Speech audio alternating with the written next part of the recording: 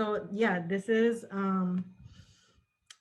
my name in Ojibwe is Mekedibine Sikwe, and I'm a student at the University of Minnesota in the Twin Cities. So I want to start off with an activity, just asking you guys all one question, which is, or two questions. Okay, so two questions.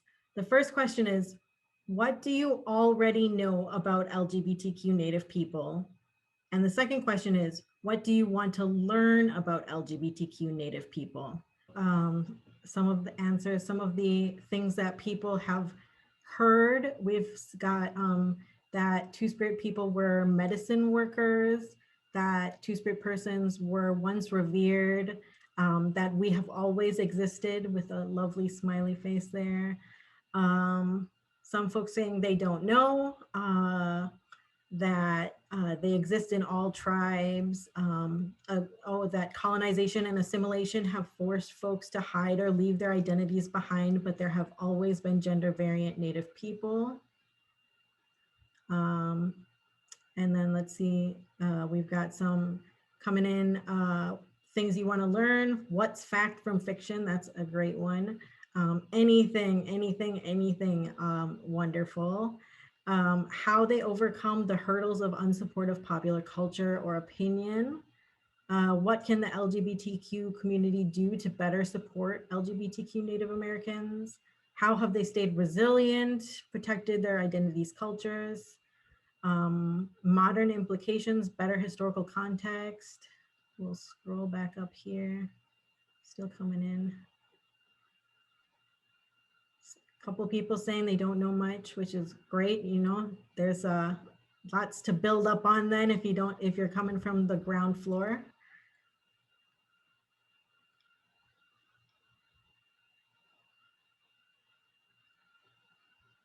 Great. Well, you can keep putting stuff in if you want, and I'll see it. But otherwise, I think we'll move on to our next activity, which will hopefully get you guys to be able to share a little bit. So we're gonna go into breakout rooms of just like a couple of people. And I want you to think about these questions. So the first question is, where do you call home? However you define that. What does it mean to you? What does the land mean to you? The second question is, do you know the Indigenous people of the place you call home and or where you live now?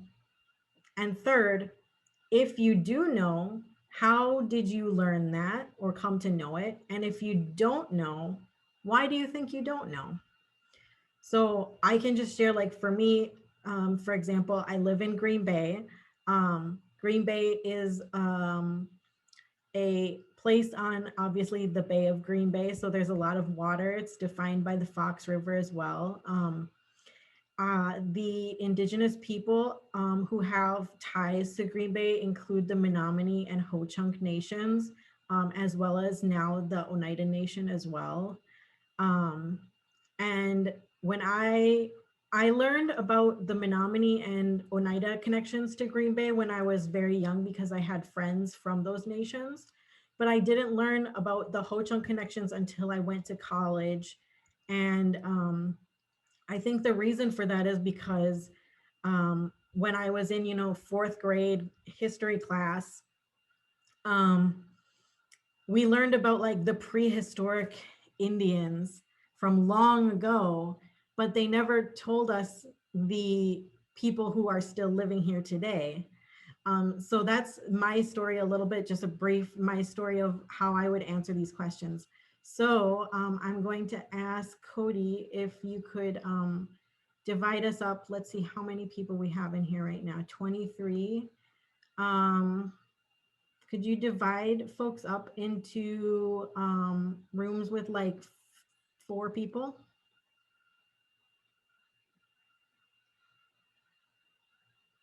Yes. Before I jump into that, I just want to ask, if there are any other people that need interpretation services, to directly message me. The person who originally requested that, I don't see them in the list, but I just want to make sure that those services are available to you. So like I said, please send me a message in the chat here, and then I'll start to split folks up. So yeah, we'll, and I guess I should let you know, I would say let's give it like 5 minutes in the breakout rooms, and then we'll do the little thing where we have the countdown and come back together.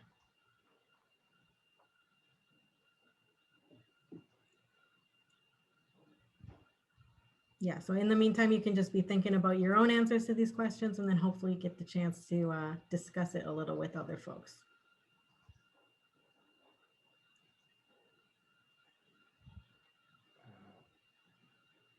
All right, so I am going to open the rooms. Interpreters, I haven't gotten a message yet. So if you wanna leave the room and come back to this space to talk about like next steps at least, then we'll be good to go.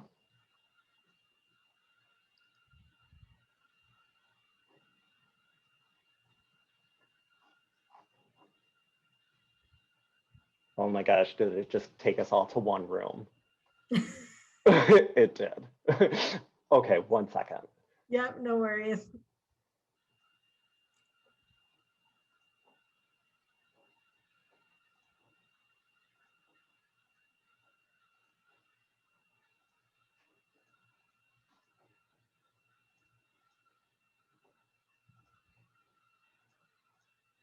I hope you guys are all having a good day so far.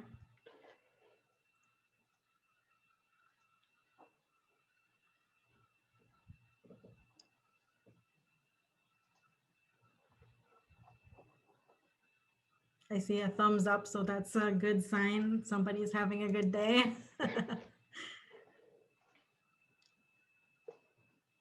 Okay. All right, here we go.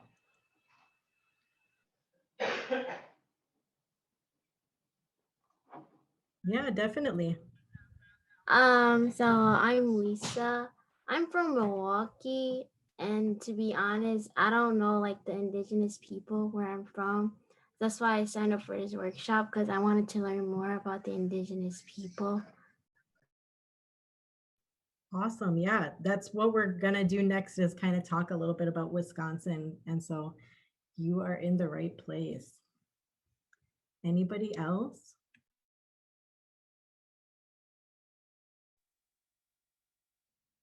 Hi, this is Anthony. I'm also in Milwaukee. And I don't know a lot about the peoples. And the little bit I do know, it is from the recent sort of like newish trend. When I go to a lot of these training stuff where people are actually starting to do land acknowledgements and starting to actually acknowledge the lands in which that we occupy. And so I think that's been really helpful, and actually like making people think about that and recognize that the lands that we're on weren't freely given, or if they or if they weren't honored in the ways that they were given. And so and obviously, as you can see, I don't know a lot, and so that's one of the reasons also why I came to this session. But yeah, that where I learned it is as from that. I definitely did not learn it in school. The everything I learned in school was, someone had mentioned in a previous our breakout, a people trapped in time. And that was like the best way for, I've never heard anyone describe it that way, and it's so true.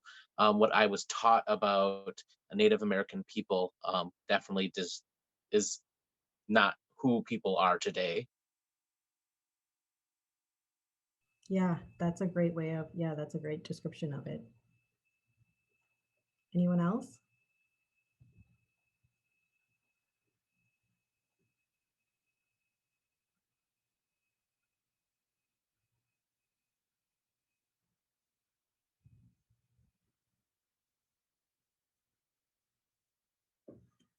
Well, I'm gonna move on to the next thing, but if at any point you have any questions or like things you want to share, feel free to like use the raise hand thing or even just like pop it in the chat for sure. Okay, so I'm gonna go back to sharing my screen for you.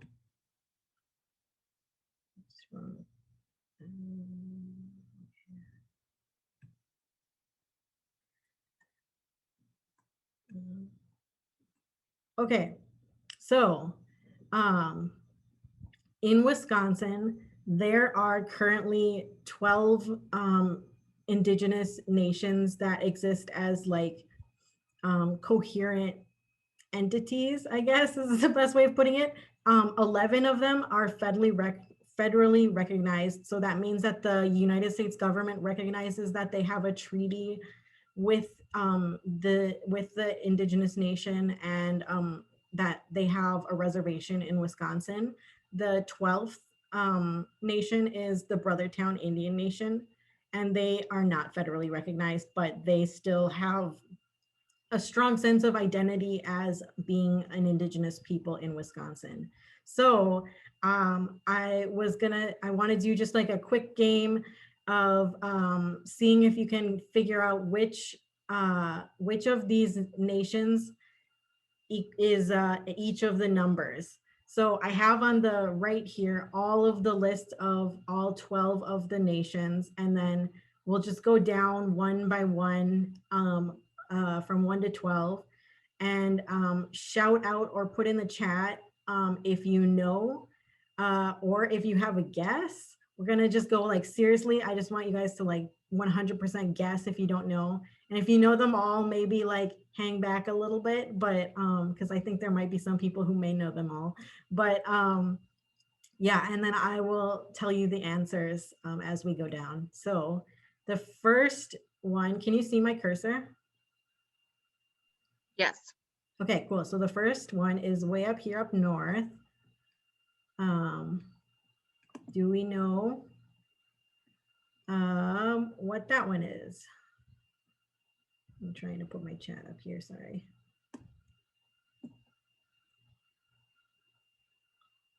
Anybody up north?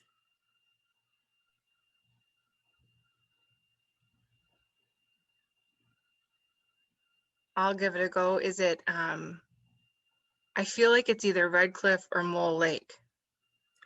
Yeah, close. It's the first one is actually Bad River, but I'll give you a hint for number 8. Number 8 is Red Cliff, so you're very close. All right, and then what about number 2?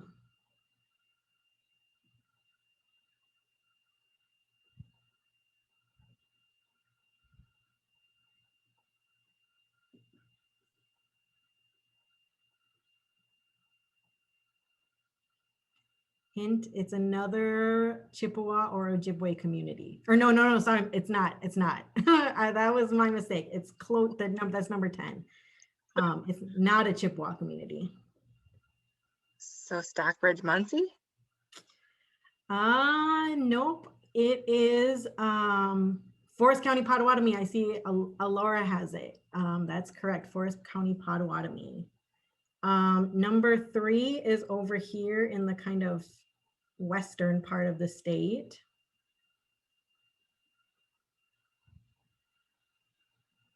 Is that Menominee? It is Ho-Chunk Nation. They do not act, they have they don't have like a quite as like large or like coherent as or like together, like what's the word I'm looking for?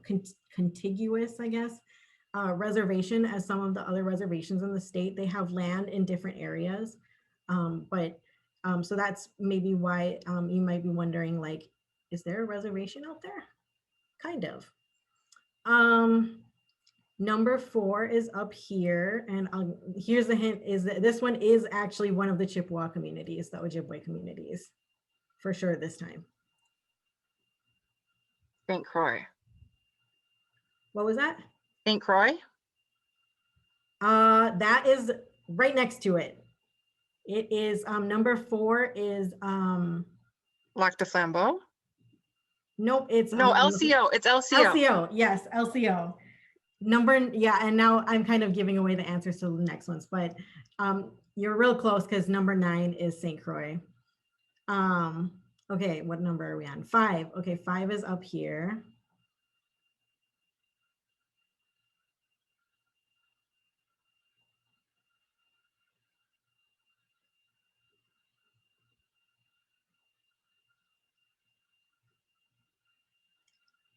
All right, I'll give you that one. This one is Lac du Flambeau because somebody just said that one too. And so yeah, number 5 up here is Lac du Flambeau. Number 6 is over here. There's 2 real close to each other, 6 and 11. Stockbridge, Muncie. Yep, that's 11. And then what's 6?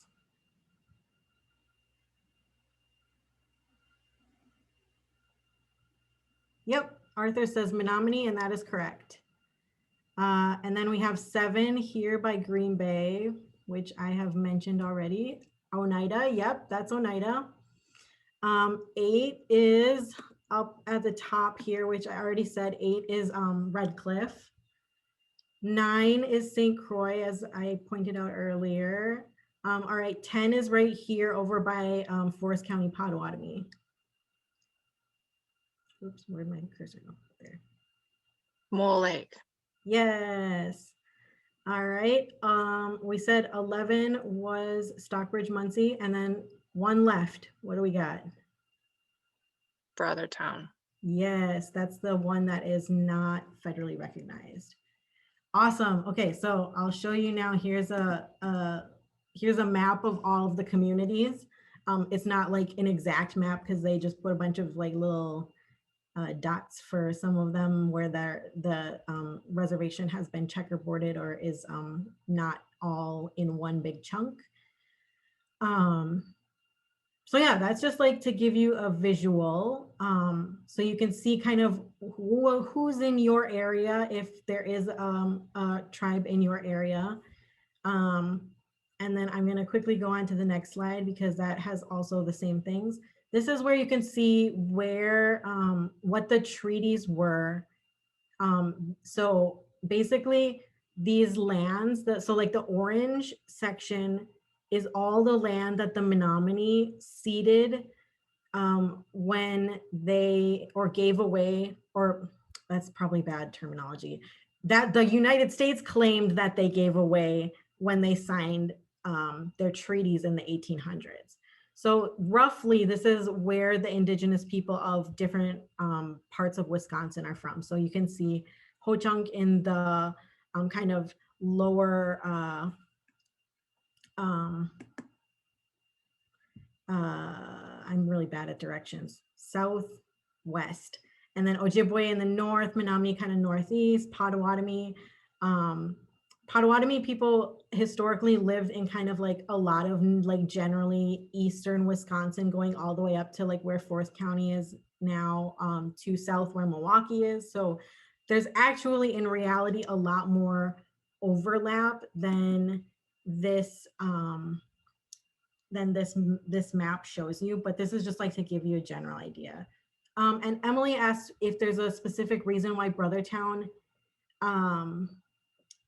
isn't federally recognized. And the answer to that is like, basically, it's sort of complicated, but in the 1800s, the United States government gave Brothertown a choice where either they could have a reservation, or they could they could become citizens of the United States, because at that time, Native Americans were not citizens of the United States.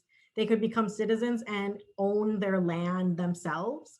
And they decided to take that option because they felt it would allow them to hold on to their land better. But unfortunately, from the United States perspective, they view it as having terminated their treaty rights. So they say that Brothertown is no longer in relationship with the federal government, which Brothertown has been trying to fight and get their recognition back for a long time now. So that's why that is the case. All right, we're gonna move on now to Two-Spirit specifically. So basically I want to give you some idea about what this term means because it can be very confusing to people, and including to many Native people and to Two-Spirit people ourselves. We don't always agree, and that's like the first kind of lesson, is that everybody has a different definition of what Two-Spirit means. In general, when I say Two-Spirit, I'm using it as an umbrella term for Native people who don't fit quite perfectly into the categories of, and then we're going to throw out some long words, which is white, colonial, cisgender, heterosexuality, which basically means people who don't fit into the straight binary of like straight white gender roles. And so a lot of times people will say this is like the same as being LGBTQ, lesbian, gay, bisexual, transgender, queer, etc. But Two-Spirit really draws on the history that Two-Spirit people have and the present experiences of specific spiritual, gendered, and sexual roles that we had and have in our communities. And I'm going to talk some more about what some of those roles were and are that are unique, or at least they're unique to Native people, and there's similarities definitely with other people, especially other groups of people of color, queer people of color, trans people of color. But it's definitely rooted in our specific experiences. And then a final note that I wanted to give is that Two-Spirit does not mean just trans or transgender. It you can also use Two-Spirit. Native LGBT people who are not transgender also use the term Two-Spirit, and that's totally cool. And yeah, just wanted to make that clear because some of our examples that I'm going to show you seem like they're mostly like would be called trans today, but that's not the case. And I'm gonna skip this video, but if you want more background on what Two-Spirit means, Google Geo-Neptune Two-Spirit, and it's on them.us. It's a good video that has like an overview of Two-Spirit. It's like 6 minutes long. And this is just like a map and a list of some of the words in Indigenous languages that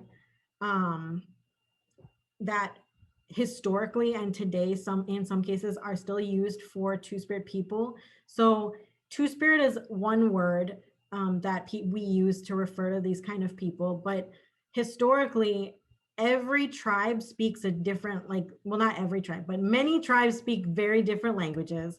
And each tribe has kind of their own specific term for people who maybe are not like fitting in this binary of man or woman. So this is, you don't have to like, this is not like intended for you to like learn all of this or anything. It's just to give you an idea of how diverse and like widespread this diversity is. Okay, so this is the first stories of Two-Spirit people that I want to share with you. And these folks are from the early 1800s, so there's not really like photos of them or even paintings of them that I can share with you. So I just have these maps of where they're from. So the first person is Kankon Kameklaula, who was a Ktunaxa person, or also known as Kootenai, who lived in like the Rocky Mountains area in the early 1800s. Their name means sitting in the water grizzly. And this person was someone who was perceived to be a girl when they were born, and they grew up and married a fur trader. Eventually, they left their husband, and when they went back to their tribe, they said, my husband has had the power from the white people. I learned the ability to change my gender. And so he said, now I'm a man and I'm going to hunt and I'm going to go to war, and I'm going to have wives. And so he did. He went on to be a warrior, a medicine person, and he married several women throughout his life. And so he is one of the more well-known Two-Spirit people from that time period. More close to Wisconsin area, there's also Ozawindib, whose name means yellowhead. She was Ojibwe, and she was a person who was perceived as being male when she was born, but she throughout her life lived as a woman, a girl, and then a woman.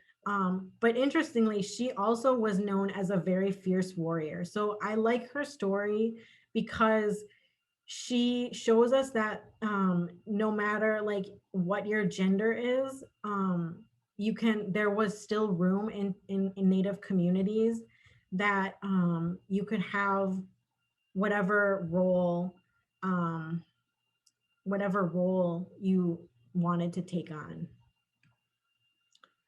Okay, so this part I want to kind of oh wait, I see, does Danielle have a question? You want to ask a question? Yeah, going back to the last slide about Yeah. the different languages, I noticed it has the English translation, but is that the same as the actual translation in the language? That's a great question. Yeah. This and this chart is made by like an anthropologist. So they use some words on here that are like not very polite, like hermaphrodite. That is not a word that people use anymore because it's seen as being bad, like it's like a rude term.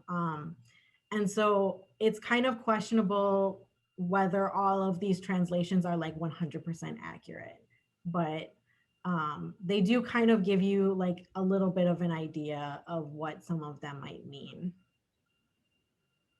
So yeah, I hope that helps. Okay, so for this part, I'm gonna just tell you a little bit, and then I want to get your thoughts. So from the early 1800s to the late 1800s, the United States government, after sort of making treaties with indigenous nations and many people being living on reservations, being put on reservations, the government started this campaign to basically assimilate Native people. And it's known in the United States as the Indian boarding school system. It went from about 1880 to like 1930 was like the height of it, but there are still Indian boarding schools today, although they're very different from the historical ones. So these boarding schools, essentially, the reason why I'm talking about them in a presentation about Two-Spirit people is that they were very binary gendered. So when little children were taken from their homes, and they were often taken like violently, essentially stolen from their parents, they would be taken to the school, and the boys and the girls, as the American officials perceived them, were separated, and then they would have their hair cut so that they were, had an appropriate American haircut. And they had to wear appropriate American clothing that is for boys and girls. And then they were taught basically to do like appropriate activities. So girls were taught how to be good housewives, and boys were taught how to do like basically menial labor. So this was often like difficult because like in a lot of Native societies, women were actually the farmers. Traditionally, in a lot of the societies that farmed, the women were the ones who were in charge of fields and like taking care of the crops. And so when they went to boarding school, they said to the girls, no, you can't do that. Only boys are supposed to be the farmers. And the boys were like, what? We're not supposed to do that. That's what women do. And so there was a lot of confusion about that. And a lot of difficult things came up. So I wanted to just ask for a little activity. These pictures that I have here are two people. These pictures were used by the US government as essentially propaganda for boarding schools. So the pictures on the left are the before of what these people looked like, Tom and Woxie, what they looked like before they went to boarding school, and then the pictures on the right are like after. So I just want to ask, what do you notice about these pictures? What is something that you notice that is changing from the before to the after? They almost like look like they're in pain, like just looking at their like face and eyes. Like especially the bottom left picture. Like she looks like she's like, you can tell she's physically uncomfortable. Yeah. Lisa says their clothes are Americanized. Yep, definitely.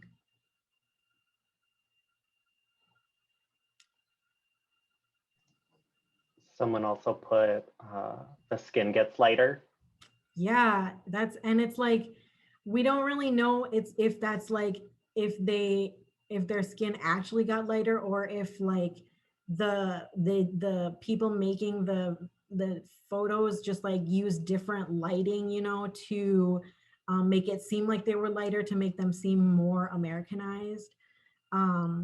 Danielle says hair is different. Arthur says there's so many things, from the elimination of cultural style to forced removal of gendered apparel such as earrings and necklaces. Yeah, some great stuff in the comments here. One thing that I haven't heard yet that I want to also point out is, like, for the picture of Woxie, in the first picture she's by herself, she's standing there kind of independently, and in the second picture she's wearing her wedding gown, I think is what that is, and she's in this picture with her husband. And so that's also a really clear, I think, way that you can see how gender and sexuality were part of this process of assimilating Native people. All right. Body language also seemed to become more like withdrawn and like kind of like defensive than like the first one. Like the first one's very proud, but like in the second one, she definitely looks like kind of just defeated and like, I don't know, like she lost some part of herself. Yeah, definitely. Lisa says she looks angry. Her fist is balled up. Yeah. Arthur says she's now in attachment to the man. Yep, exactly. So a lot of my teachers have used these photos in classes because they're just such a striking example of how, and like how people were, forced to take on these roles, but also how the US government like saw this as a success. Basically, these were their success stories. Like, look, we can successfully turn Indians into white people. Basically, if you've ever heard the phrase "kill the Indian, save the man," that's the idea behind it. The idea is to remove all Indigenous cultural identifiers and to basically turn them into a white person, but crucially not like a full white person, just like kind of like a white person, someone who's like culturally white, but they can still just do the like labor that white people don't want to do.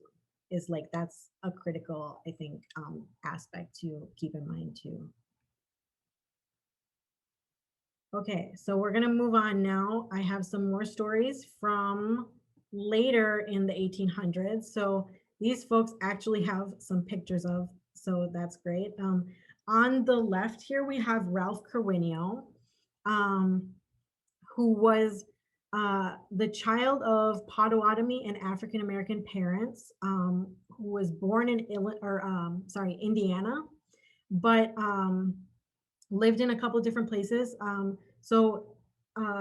When they were born, they were perceived as a girl and raised as a girl, became a nurse and moved to Chicago, and then eventually started living as a man named Ralph Carwinio with a wife, Mamie White, and they were living in Milwaukee in 1914, and a sort of scandal broke out that was reported in newspapers across the country because there was some disagreements between Ralph and his wife, and so they sort of separated, and then Ralph married another woman, and his former wife went to the police and said, look, this person is actually a woman, as if they would see her. And so it became this huge scandal of like, oh my God, this person is like passing for a man, and they called him the girl man of Milwaukee. But despite all of the struggles that he faced, he eventually got out of prison without being charged, and was unfortunately forced to tour vaudeville circuits, which was like basically like the entertainment industry of the early 1900s, where like they were kind of like freak shows essentially. And so that was the way that he had to live in order to be able to express himself the way he wanted to be. And so with that, we kind of see sort of how these forms of oppression in this time period are coming to affect people. And the same sort of thing affected Oshtish, who was Apsalika, or also known as Crow tribe. She was someone perceived as male at birth, but she lived as a woman. She was like Ozawandib, also a warrior. But in the late 1800s, the Indian agents on her reservation told her, you can't dress like this anymore. You can't wear dresses. You can't have long hair. You have to cut your hair and dress like a man. And she refused. So she lived until 1929, and she continued to live as she chose for the rest of that time. But unfortunately, the pressure that she faced meant that for a long time afterwards, there were no open Two-Spirit people on the Apsalika reservation. So there was no one else who took up sort of the roles that she had. But now there are, in the late 20th century, people have been reclaiming these roles. And I think that's what I'm going to talk about next. Okay, so just, I don't want to like dwell on this too much, because I think that a lot of the times Native people are like really described as like being very oppressed, and I don't want it to make it seem like being Two-Spirit is all about being, harmed. But like it's true that there's a lot of what we call intergenerational trauma that has been passed down from our ancestors, and ways that we continue to face oppression today. So things like loss of these traditional teachings about gender and sexuality, sexual and physical violence, mental health issues, just straight up discrimination, addiction, disease, incarceration, and prejudice from both Native and non-Native communities, unfortunately, which I'll talk about a little more later. Okay, so this is something that I wanted to bring up because I think it's something a lot of people have heard about, which is the issue of cultural appropriation. And there's like a variety of definitions about cultural appropriation.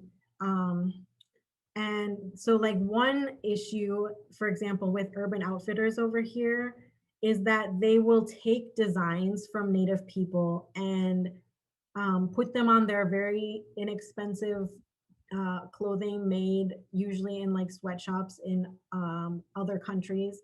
And then they will sell them as their own, and sometimes even try to trademark these designs, which are originally from Indigenous people, and then and often have like deep meanings for Indigenous people. That's one example. Another example here is from RuPaul's Drag Race,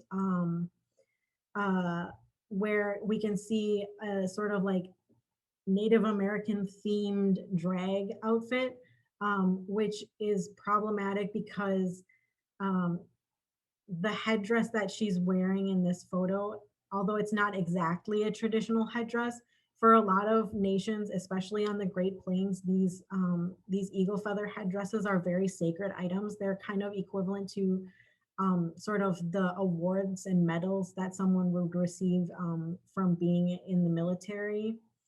And unfortunately, this is also an example of how not just white people can sometimes be appropriating things from Native culture.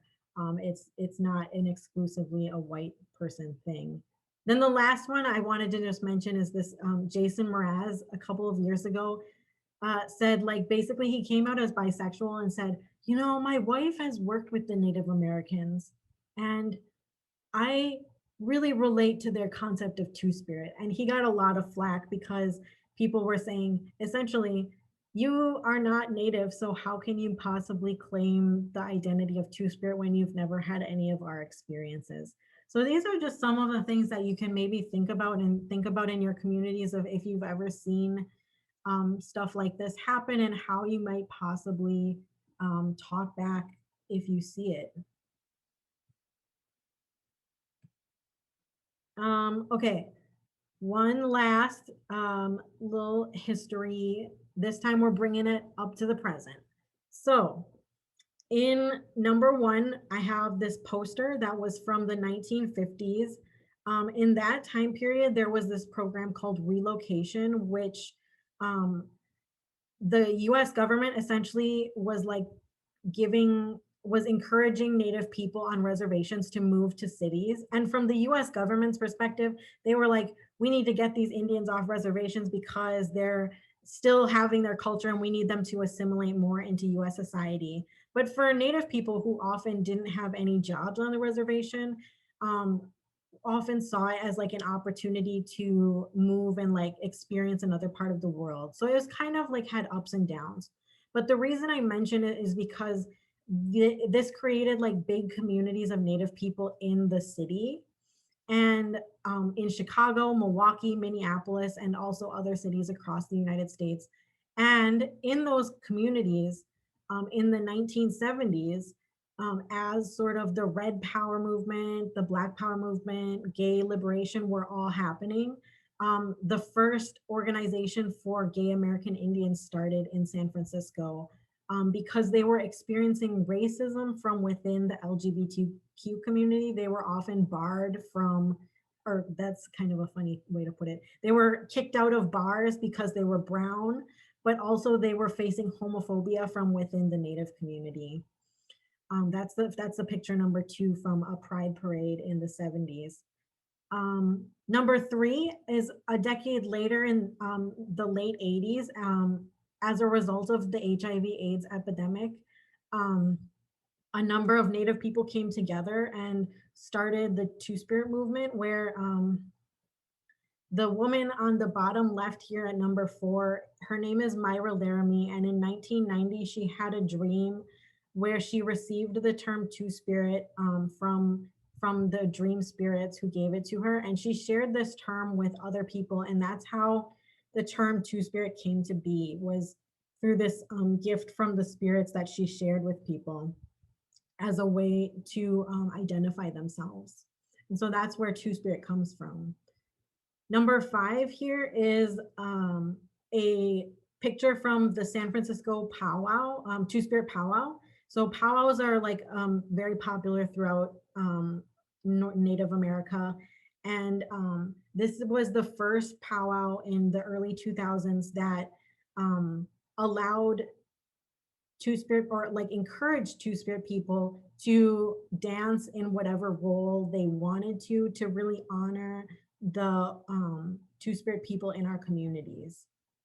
And then lastly, number 6 is a photo from Standing Rock, the Standing Rock encampment that happened in 2016 when the Standing Rock Nation stood up against the Dakota Access Pipeline that was trying to be forced through their lands that would destroy their water system potentially.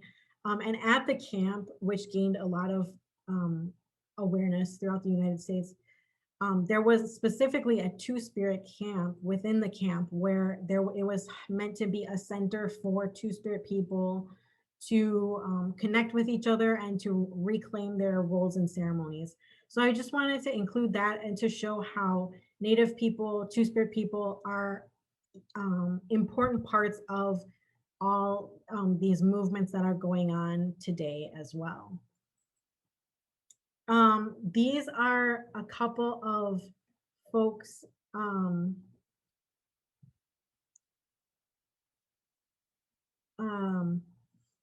that are also who identify as LGBTQ or Two-Spirit and are Native, just to show you like really like that there are Two-Spirit people in all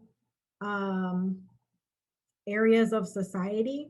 So Sharice Davids is Ho-Chunk, and she is one of the two first Native women to be in Congress, and she also identifies as LGBTQ. Trudy Jackson is a transgender Navajo woman who is like an awesome activist, but she also is notable as being the first transgender Navajo woman to run for president of Navajo Nation. She was not elected, but that's still really awesome. I'm not sure there has ever been a openly transgender president or chairperson of a Native nation in the US. So that would be like, that's pretty epic. Sydney Freeland is also a transgender Navajo woman. She's a filmmaker. She has some great films. Drunktown's Finest was her first film, and then she has another one called Deidre and Lainey Rob a Train, which was on Netflix. I don't know if it's still there, but you should check it out. It's pretty funny. Felipe Rose was from the Village People, which is a popular band. He's Lakota. He's a singer, musician. And then Evan Adams is an actor and a doctor from Siaman First Nation in Canada, who notably played Thomas Builds a Fire in the movie Smoke Signals, if you're familiar with that. Also a good movie. So we're coming to the end of our time. I wanted to share these posters with you that were created as part of a campaign for like Two-Spirit awareness, mental health awareness, just like as some great images of Two-Spirit people in the present day, not necessarily wearing regalia, just like being everyday people who are Two-Spirit. So I just want to end this conversation with a question for everyone of what can we all do to support Two-Spirit people? And you don't, and I'm going to open it up to, I would really love to hear if you have any specific questions, takeaways from what I've shared with you, things that you really like to hear, or if you want to share anything from your own personal experience and you feel comfortable. I would just really love to hear a little bit from you guys before we close.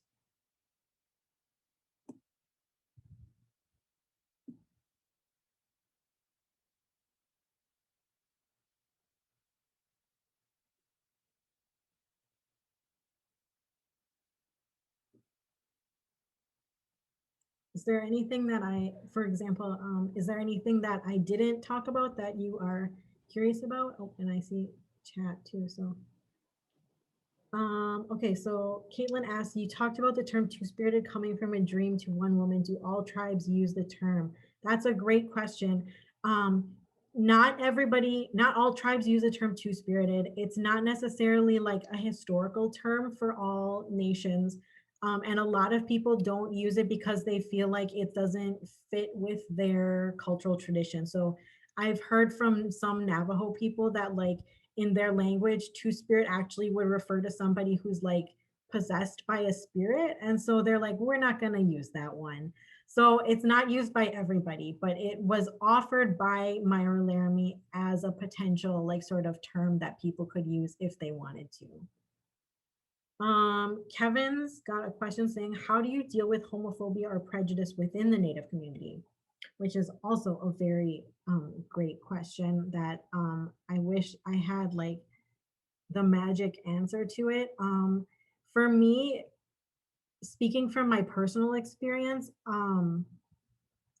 I have really like focused on when, especially like when I'm talking to elders who maybe don't understand or have prejudice that they've inherited, like especially if they identify with like certain religious affiliations and things like that, um, to talk to them in ways that like make sense culturally. So explaining like that this is something that is like part of our traditions. It's not something that was like imposed. Being gay is not something imposed on us by white people, which is something sometimes you'll hear like, oh, that was not a thing before white people came. They colonized us, and that's why we have gay and trans people now. And so I try to like combat that a lot of the times. And I've just done a lot of work, like I think doing like community work where we get together and talk about these things, and also having visible LGBTQ and Two-Spirit people in our communities are also some of the ways that I think really help combat those issues. Karen wants to know if the previous slides posters are available. They are available online. Oops, that's where I found them. I'm trying to, let me, oops. Okay, so I think if you go to the Native Youth Sexual Health Network, which I can put their name in the chat, you can find these posters. Native Youth Sexual Health.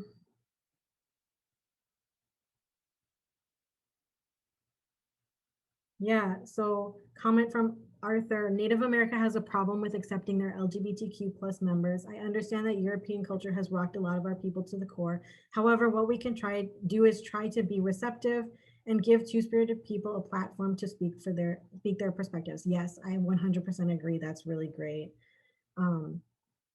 Danielle comments that in our area, there are not enough resources or support groups. And yeah, I think that's a big problem. And I don't, have like the greatest answers for that. I think some, there's like, I think actually in some ways COVID has sometimes helped. I've seen a lot of like events and things that are connecting people across spaces because we're doing so many things online. And I hope that's like going to be a spark to get more things happening. But yeah, I do think we need to collectively as Native people put more resources towards supporting Native Two-Spirit youth especially, but also Two-Spirit people of all ages.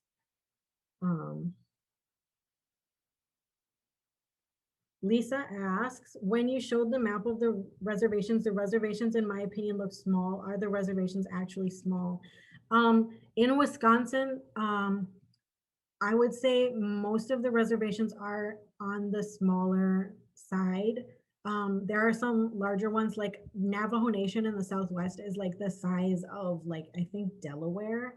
And so it varies a lot across the United States, but they are often small because the United States has taken so much land, and also because of this thing we call checkerboarding, which is where, due to some policies in the late 1800s, it was made very easy for Native people to accidentally or on purpose sell their land to non-Native people. And so during that period, a lot of white settlers came and bought land on the reservation. And that's another thing that has made reservations significantly smaller.